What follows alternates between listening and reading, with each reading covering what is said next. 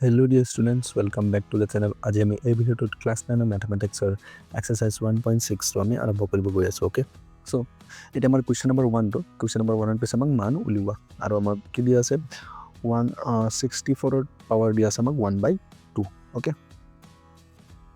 so এটা যদি আমি চাওঁ কিমান হৈ আছে 64 ৰ পাৱাৰ 1/2 তো এটা আমি এই যোনটো সংখ্যা দিয়া আছে তাৰ পাৱাৰ আমি 2 বনাব চেষ্টা কৰিম কাৰণ হৰত 2 আছে কাৰণ আমি যেতিয়া আমি পাৱাৰটো 2 বনাম তেতিয়া আমাৰ 2 কাটি যাব ওকে আৰু এটা আমাৰ সমাধান উলিয়াবলৈ সহজ হৈ যাব মান উলিয়াবলৈ কাৰণে ওকে তো 64 মানে আমি বহুত সকলোৱে জানো হয় না 8 গুণ 64 তো আমি এইটো 8 ৰ স্কয়াৰ লিখিব পাৰিম যাৰ পাৱাৰ আছে 1/2 তো আমি জানো কি হয় যদি এনেকা পাৱাৰৰ ওপৰতো পাৱাৰ থাকে পাৱাৰ দুটা আমাৰ পূৰণ হৈ যায় তো 8 to the power 2 আৰু তাৰ into 1/2 2 কেনসেল হৈ যাব তো 8 ৰ পাৱাৰ হৈ গ'ল আমাৰ 1 তো 8 ৰ পাৱাৰ মানে হৈ গ'ল আমাৰ আনসাৰটো 8 ওকে তাৰপিছত 2 নম্বৰটো আমাক দিয়া আছে 32 ৰ পাৱাৰ 1/5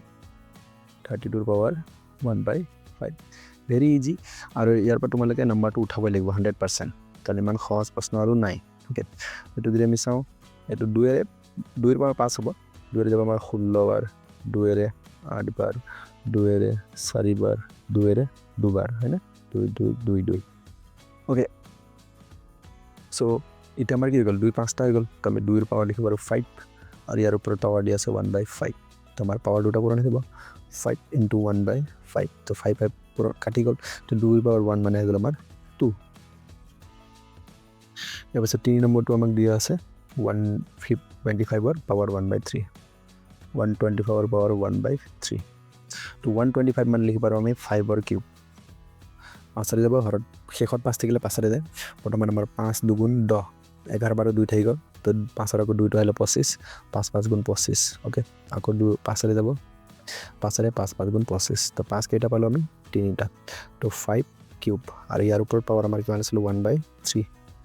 তো 5 ৰ পাৱাৰ 3 into 1/3 পাৱাৰ দুটা পূৰণ হৈ গ'ল 3 3 কেনসেল তো 5 ৰ পাৱাৰ 1 মানে 5 ওকে এতিয়া আমি কৰিম কোৱেশ্চন নম্বৰ 2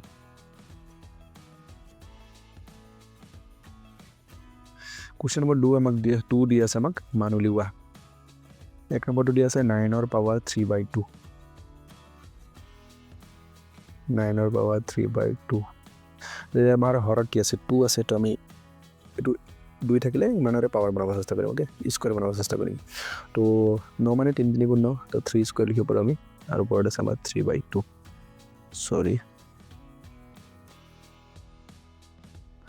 তো 3 স্কয়াৰ into 3/2 2 2 কেনসেল তো আমাৰ যাব 3 কিউব এটো কিউবটো থাকি যাব ওপৰত ইনটু তো 3 কিউব মানে 3 3 গুণ 9 9 3 গুণ 27 3 3 বাৰ পূৰণ হৈছে তোমাৰ উত্তৰটো হৈ গ'ল 27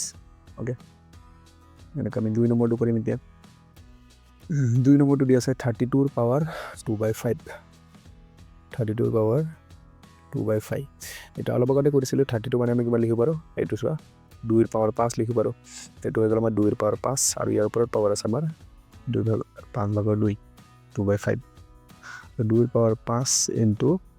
2/5 5 5 কেনসেল হৈ যাব আমাৰ 2 স্কয়াৰ স্কয়াৰটো থাকি যাব তো 2 স্কয়াৰ মানে 2 গুণ 4 ওকে এটা হ'ল আমাৰ উত্তৰ এটা আমাৰ 3 নম্বৰটো 64 ৰ পাৱাৰ 3/4 সৰি 16 ৰ পাৱাৰ 3/4 16 ৰ পাৱাৰ 3/4 এটা আমি 4 বনাব চেষ্টা কৰিম পাৱাৰটো 16 মানে আমি তুমি লিখিব 4 4 16 আৰু যদি মই 2 4 বাৰ পূৰণ কৰো 16 যদি মই ভাঙো 2 ৰে 8 বাৰ 2 ৰে 4 বাৰ 2 ৰে 2 বাৰ তো 2 কেইটা হৈ গ'ল আমাৰ 4টা ওকে তো মই লিখি পাৰো 2 ৰ পাৱাৰ 4 আৰু ওপৰৰ পাৱাৰ হৈ গ'ল 3/4 তো 2 ৰ পাৱাৰ 4 into 3/4 4 4 কেনসেল তো 2 কিউব মানে 2 3 বাৰ পূৰণ হৈছে 2 গুণ 4 4 গুণ 8 তো হৈ যাব আনসাৰটো 8 ওকে এবাৰ 4 নম্বৰ দিয়া আছে 125 ৰ পাৱাৰ -1/3 125 ৰ পাৱাৰ -1/3 তো 125 মানে আমি আকৌ ভাঙি দিছিলো 125 মানে আমি লিখিব পাৰো 5 ৰ কিউব তো এটো হৈ গ'ল আমাৰ 5 কিউব আৰু এফালে আমাৰ হৈ গ'ল -1/3 তো দুটা পূৰণ হৈ যাব তো 5 to the power 3 into -1/3 3 3 cancel তো আমি লিখিব পাৰো 5 to the power 1 তো এটো আমি লিখিব পাৰিম 1/5 ওকে ইয়াৰ 5 ৰ পাৱাৰ 1 হ'ব কাৰণ এটো 1 আছে মাইনাস থকাৰ কাৰণে 1/4 মান আহিব তো এটো আমাৰ কিমান হ'ব 1/5 হ'ব 5 ৰ পাৱাৰ 1 মানে 5 হয় না জানা আমাৰ আনসাৰটো 1/5 ওকে ইয়াৰ পাছত আমাৰ 3 নম্বৰ প্ৰশ্নটো কৈছে সৰল কৰা ওকে 1/5 ওকে যেহেতু আমাৰ কি হয় বেছ কেইটা একে আছে তো বেছ কেইটা একে থাকিলে আমাৰ বেছ যি আছে এইটো থাকিব পাৱাৰবিলাক আমাৰ ওপৰত কি হৈ যাব যোগ হৈ যাব ওকে পূৰণ হৈ থাকিলে আমাৰ কি হ'ব পাৱাৰ যোগ হয় আৰু হৰণ হৈ থাকিলে পাৱাৰবিলাক বিয়োগ হয় তো আমাৰ আছে 2/3 প্লাছ কি হ'ব 1/5 সো এইটো মই কি লিখিব পাৰিম 2 ৰ পাৱাৰ ওপৰত আছে 3 আৰু 5 3 আৰু 5 অলপ হ'ব 5 3 গুণ 15 ওকে এটা 3 ৰে 15 কেইবাৰ যায় 3 ৰে 15 যায় 5 বাৰ আৰু ওপৰত যি আছে এইটো পূৰণ হৈ যাব 5 বাৰ যায় আৰু 5 দুগুণ 10 তো 10 প্লাস এটা 5 ৰে 15 কেইবাৰ যায় 3 বাৰ ওপৰত যি আছে পূৰণ হ'ব 3 গুণ 3 তো 10 প্লাস 3 তো আমাৰ উত্তৰটো হৈ যাব 2 ৰ পাৱাৰ ওপৰত 13 আৰু তললৈ যাব আমাৰ 15 তো 2 ৰ পাৱাৰ 13/15 দুই গ'ল আমাৰ শুদ্ধ উত্তৰ ওকে ইয়াৰ পাছত 2 নম্বৰটো দিয়া আছে 1/3 কিউব 1/3 কিউব আৰু ইয়াৰ ওপৰত পাৱাৰ আছে আমাৰ -7 ওকে তো এনেকুৱা ধৰণৰ থাকিলে এইটো আমি যেহেতু 1/4 মত হৈ আছে তো এইটো যদি মই 1/4 টো আঁতৰাই দিওঁ তো এইটো হৈ যাব পাৱাৰটো আমাৰ মাইনাছত ওকে তো -3 হৈ গ'ল আৰু ওপৰত আছে আমাৰ 7 তো পাৱাৰৰ আকৌ পাৱাৰ আছে তো পাৱাৰ দুটা আমাৰ কি যাব পূৰণ হৈ যাব তো -3 × 7 তো 3 পাৱাৰ 7 3 গুণ 21 ওকে যদি এনেকৈ 1/4 মত থাকে তেতিয়া আমি যেতিয়া আমাৰ তলৰ সংখ্যাটো আমি কি কয় 1/4 টো আঁতৰাই দিওঁ তেতিয়া পাৱাৰটো আমাৰ কি হৈ যায় মাইনাছত হৈ যায় ওকে এতিয়া আমাৰ 3 নম্বৰটো 11 ৰ পাৱাৰ 1/2